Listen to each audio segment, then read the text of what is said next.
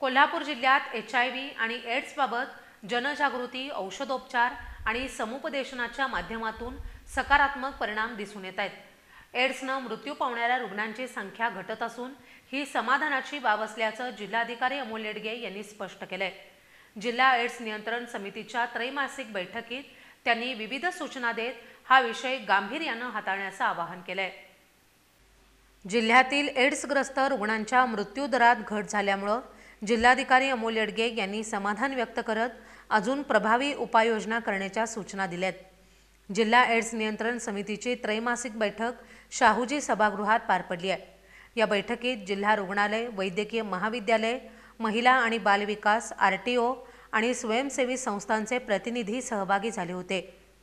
जिल्हाधिकाऱ्यांनी स्पष्टपणे सांगितले की औषधोपचार, समुपदेशन आणि तपासणीत सातत्य ठेवल्यास एड्सवर प्रभावी नियंत्रण ठेवता येतं. HIV संसर्ग टाळण्यासाठी युवा वर्गात जागृती होणं आवश्यक असल्यानं जिल्ह्यातील सर्व महाविद्यालयांमध्ये रेड रिबन क्लब स्थापन करण्याच्या सूचना त्यांनी दिल्यात.